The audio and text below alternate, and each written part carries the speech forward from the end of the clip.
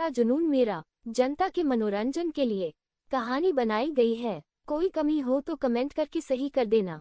मेरे दोस्तों, मेरा नाम है सन्नो, इश्क तेरा जुनून मेरा। एक खूबसूरत लड़की जिसका नाम नेहा है। इसकी उम्र 19 साल की थी और उसकी बॉडी फिगर बिल्कुल डॉल जैसी थी। हाइट यही कोई 5 फीट 6 इंच की।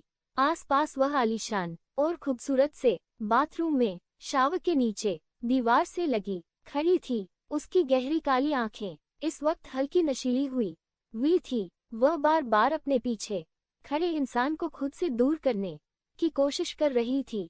उसके बावजूद वह इंसान टस से मस नहीं हो रहा था।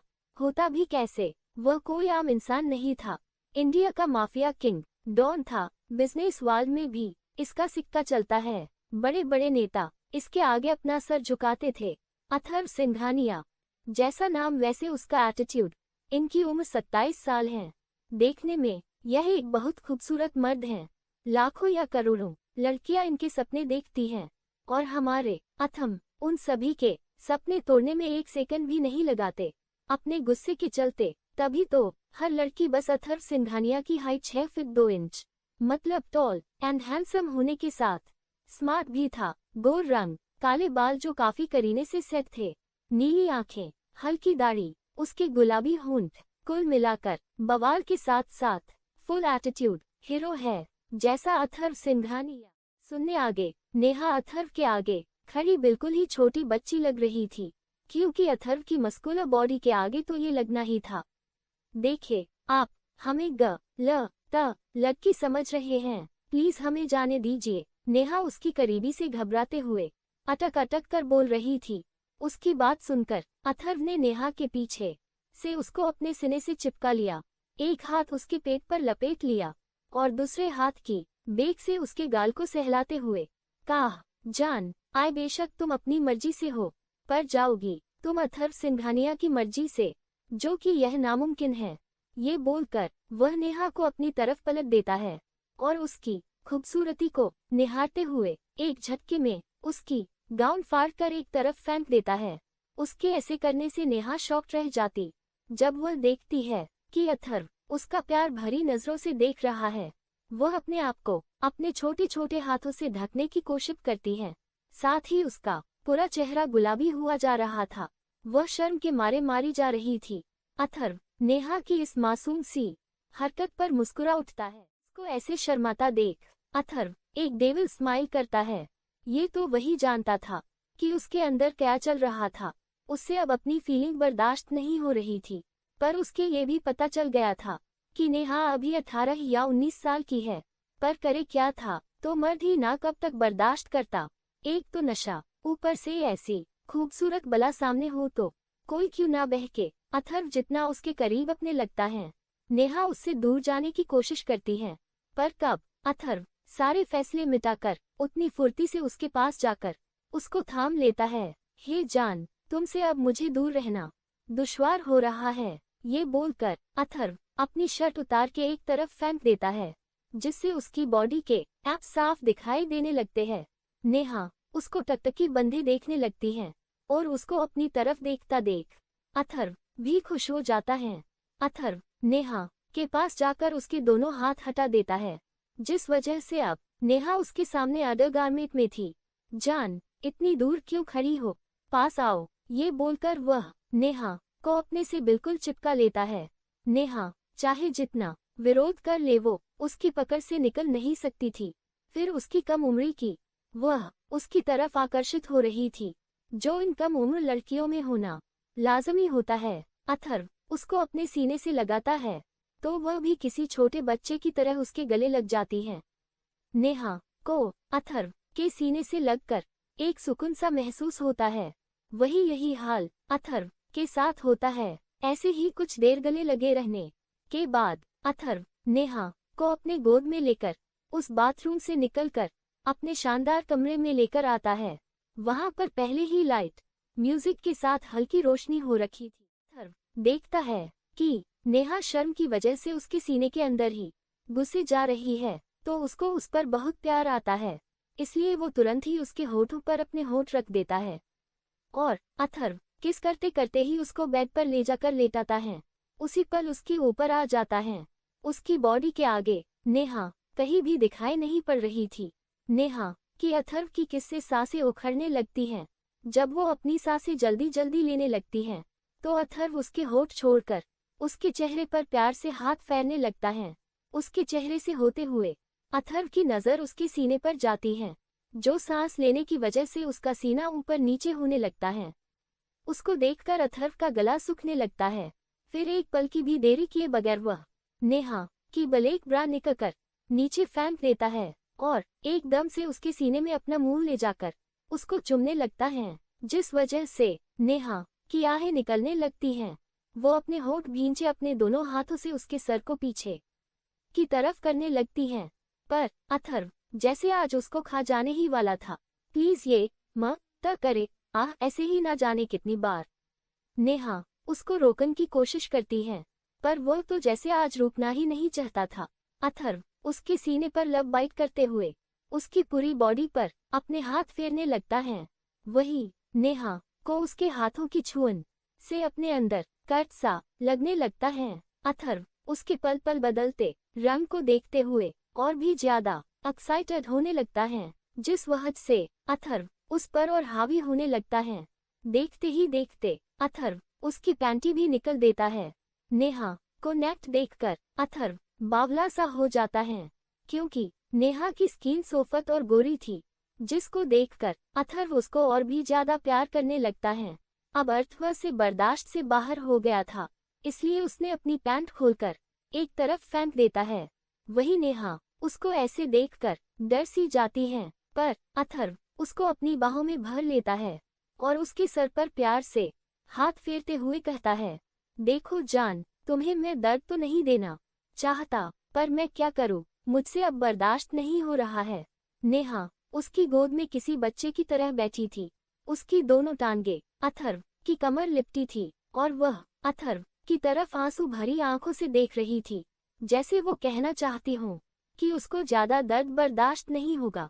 उसकी आंखों में आंसू देखकर अथर्व उसकी आंखों को चूम लेता है, बोलता है, मेरा बच्चा अभी पहली बार है ना, तो थोड़ा दर्द होगा, उसके बाद मेरे बच्चे तुम्हें भी मेरा प्यार करना अच्छा लगने लगेगा।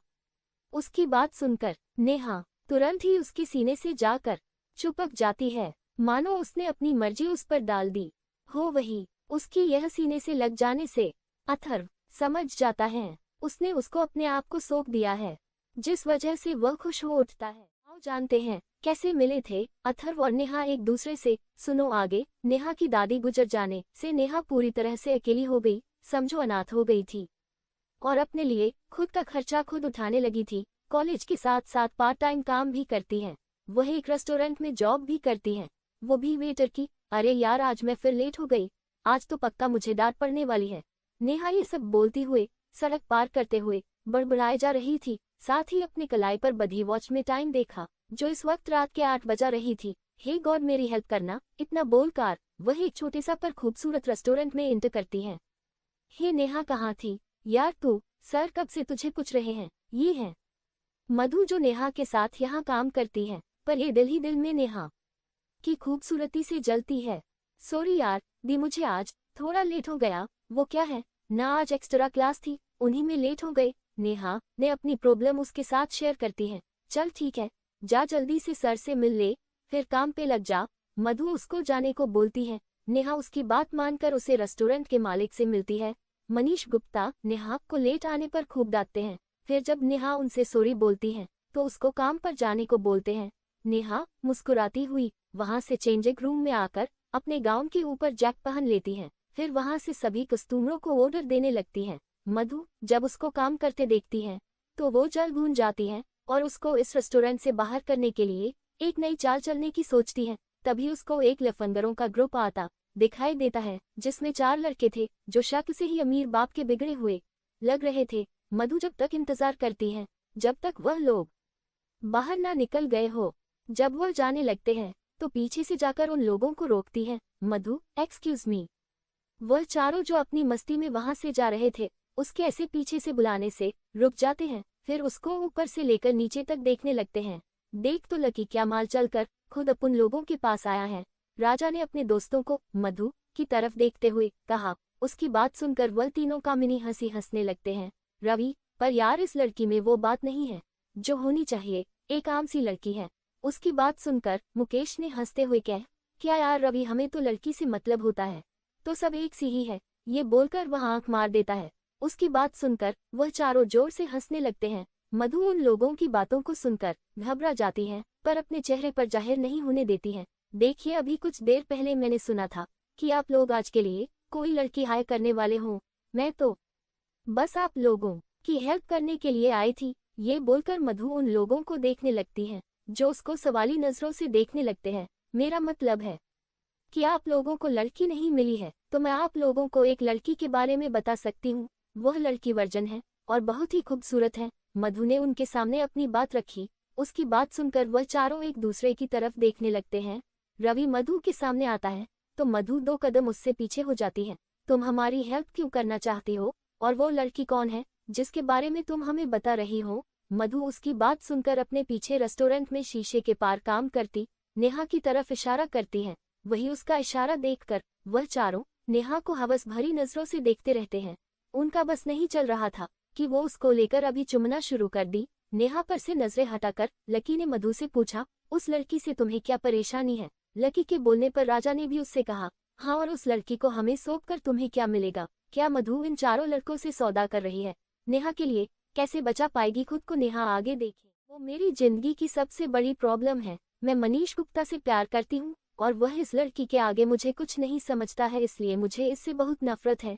ये बोलकर मधु गुस्से से नेहा की तरफ देखती है जो एक छोटे से बच्चे के साथ खेल रही होती है। मुकेश, चलो मान लो हम तुम्हारी बात मानकर उसे अपने साथ ले जाते हैं।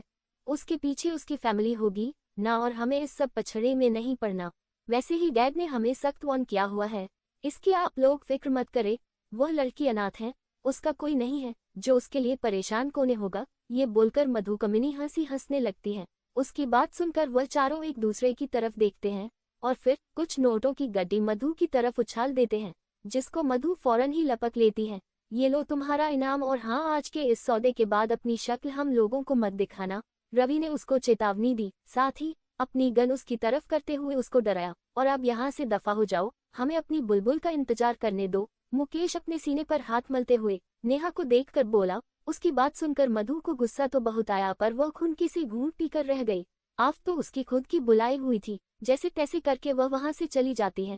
थोड़ी देर बाद नेहा और मधु बाहर आती दिखाई पड़ती हैं और वह चारों लड़के एकदम सतर्क हो जाते हैं। मधु ने उन चारों को देख लिया था, इसलिए नेहा को लेकर आराम आराम से चलने लगती है। नेहा उसको इतनी धीमा चलते देखकर परेशान होते हुए बोलती है, क्या हुआ दी, आप इतनी लो कैसे दिखाई दे रही हो?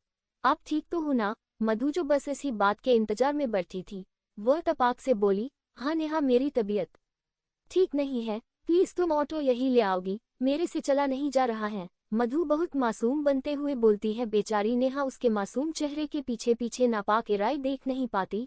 ठीक है दी, आप यहीं बैठो, मैं ऑटो या कोई लिफ्ट मिल जाए शायद देखती हूँ। ये बोलकर नेहा आगे जाकर सड़क पर चली जाती है।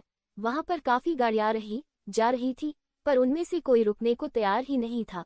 तभी नेहा देखती है उसके पीछे मधु आ रही है। वो तुरंत ही मधु को ठीक देती है। अरे दिया, आप यहाँ क्यों आ गई? मैं देख रही हूँ ना। अभी नेहा इतना ही बोली थी कि जब ये एक तेज गाड़ी वहां आती है और नेहा के कुछ भी समझने से पहले उसको अंदर खींच लेते हैं। वह खूब शोर मचाकर उनसे छूटने की कोशिश करती है, पर वह लोग उसको नहीं छोड़ते हैं। उनसे लड़ते हुए नेहा की नजर बाहर खड़ी मधु पर जाती है। वह उसको अपनी हेल्प को बुलाती है। दीदी, देखो ये लोग हमारे साथ क्या कर रहे हैं, प्लीज हमें इन लोगों से बचाओ। ये बोलकर वो रोने लगती है। वह चारों लड़के और कोई नहीं रवि, लकी, राजा, मुकेश ही थे जो नेहा को ऐसे चिकते देखकर हंस रहे थे। मधु उस गाड़ी के पास आए और नेहा के गाल को थपथपा कर बोली, अरे बच्चे, ये लोग तुम्हें अच्छी जगह की सैर कराएंगे और तुम इनकी दिल की मुराद पूरी कर देना। इतना बोलकर वह उसको आंख मार देती है। नेहा जो उनसे अपने आप को छुड़ाने के लिए छटपटा रही थी, मधु की बात सुनकर उसको बस तरफ फटी आंखों से देखती रहती है। उसकी गहरी गहरी आंखों में पानी जमा होने लगता है। आप, नेहा के मुंह से कोई शब्द नहीं निकल रहे थे। यू गो टू हेल, इतना बोलकर मधु वहां से चली जाती है और पीछे छोड़ जाती है। नेहा को सिसकती तड़पती छोड़कर चली जाती है। लकी और रवि पीछे नेहा के साथ थे और मुकेश और राजा आगे बैठे हुए थे। नेहा बस रोए जा रही थी। साथ ही साथ उन लोगों को अपने से दूर करे रही थी। देखो बेबी, तुम हमें खुश कर दो, उसके बाद हम तुम्हें जाने देंगे, लकी ने उसके जान पर हाथ रखते हुए कहा। नेहा जो सदमे से दो चार हुई जा रही थी, उसकी इस हरकत से उसको बहुत गुस्सा चढ़ जाता है और उसी गुस्से में वो लकी को जोर से धक्का मारती है, जिसमें वह संभल नहीं पाते और जा गिर पड़ता है।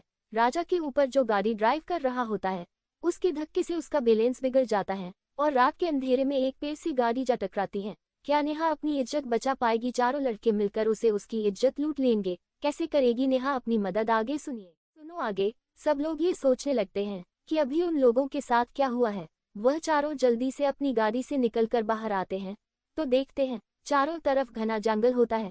वह एक दूसरे को देखने के बाद जल्दी से गाड़ी के पास जाते हैं तो देखते हैं नेहा उस गाड़ी में नहीं है। डेम यार, ये लड़की कहाँ गई?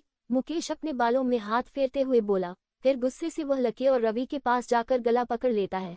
तुम दोनों से एक लड़की नहीं संभली गई, ये बोलकर वह उन दोनों को पीटने लगता है। मुकेश यार, यह क्या कर रहा है तू जानता है ना, हम सब भाई हैं और हमें एक लड़की के लिए आपस में लड़ना नहीं है, राजा ने उसको समझाते हुए कहा। उसकी बात सुनकर मुकेश गुस्से में अपनी मुट्ठी भींच लेता है।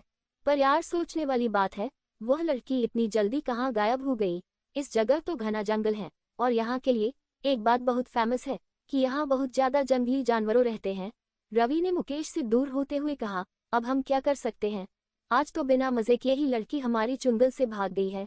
अब तो घर ही जाना पड़ेगा क्योंकि यहाँ रुकने का कोई फायदा भी नहीं है। वह लड़की इस जंगल में चली गई है तो जाहिर सी बात है अब जिंदा तो बचकर वापस नहीं आ सकती है। राजा ने चारों तरफ नजरें दौड़ाते हुए कहा। वहां पर अंधेरा ही अंधेरा छाया हुआ था। उसकी बात सुनकर सब हाँ में सर हिलाते हैं और नेहा को बकते झकते अपनी गाड़ी से वहां से वापस चले जाते हैं।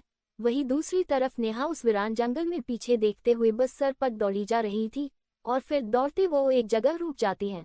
वो नीचे झुककर अपने दोनों हाथ अपने घुटनों पर रखती है और अपनी सांसों को संभालने लगती है। जब वह नॉर्मल होती है तो जब वो ध्यान देती है कि वह एक घने जंगल में पहुंच गई है। ओह गॉड, ये हम कहाँ आ गए हैं? ये बोलकर नेहा सहमी नजरों से चारों तरफ देखने लगती है। फिर धीरे धीरे और आगे बढ़ती है पर उसको सिवाय अंधेरे के और कुछ दिखाई नहीं दे रहा है। वह बहुत देर तक भटकती रहती है। अब हम क्या करें, हमें तो जोर जोर की भूख भी लगी है। नेहा अपने पेट पर हाथ फेरते हुए बोलती है और आगे चलती रहती है। तभी उसकी आंखें चमक उठती हैं क्योंकि उसको थोड़ी दूर से कुछ रोशनी दिखाई पड़ रही थी। अरे वहां पर शायद कुछ मिल जाए, पर इस घने जंगल में कोई यहाँ क्या कर रहा होगा, पर हमें वहां पहले चलकर देख लेते हैं। ये बोलकर नेहा जल्दी जल्दी उस तरफ चल पड़ती है। जैसे जैसे वह वहां पहुंचती है वैसे वैसे रोशनी पास दिखाई देती है। आखिर में नेहा वहां पहुंचती है तो उसकी आंखें फटी रह जाती हैं। अरे बाप रे, इतना बड़ा घर है! ये तो घर नहीं हवेली है। हाँ, ये हवेली जैसा है, पर अब हम अंदर कैसे जाए? यहाँ तो गार्ड वगैरह होगे ना? ये सोचकर नेहा का मुंह लटक जाता है। कुछ देर वहीं खड़े रहकर नेहा खुद से बोलती है। नेहा, एक बार ट्राई करने में क्या जाता है, अंदर चलकर देख लेते हैं। ये बोलकर नेहा चारों तरफ देखते हुए उस बड़े सी गेट से अंदर की तरफ चली जाती है। घर की चारों तरफ गार्डन ही गार्डन था और उसके बीच में बांग्ला बाना है। नेहा छुपते छुपते अंदर आ जाती है। फिर वह मेन दरवाजे की तरफ ना जाकर आसपास देखती है और कोई जुगाड़ नहीं है तो खिड़की से जाने का सोचती है। बाप रे, ये तो बाहर से देखने से भी बड़ी हवेली है, हम यहीं कोई आसपास खिड़की देखते हैं। ये बोलकर वह चारों तरफ देखती है। आखिरकार उसको एक खिड़की दिखती है जो शायद किचन की तरह को खुलती थी। नेहा जल्दी से कूदकर उस खिड़की से अंदर जाती है तो सब जगह देखकर अपनी आंखें पटपटा कर देखती रहती है। इतना बड़ा किचन देखकर वह बोलती है, उरी बाबा आया तो हमारे रेस्टोरेंट से भी बड़ा किचन है। जब मैं सोचती थी कि उस रेस्टोरेंट जैसे किचन और कहीं नहीं हो सकता है। ये सब सोचते हुए नेहा किचन में सब जगह घूम घूम कर देखती रहती है। नेहा इस बंगले से बाहर निकल पाएगी नहीं कि यहाँ इस जगह से उसकी जिंदगी बदल जाएगी। आगे सुनिए कहानी। ये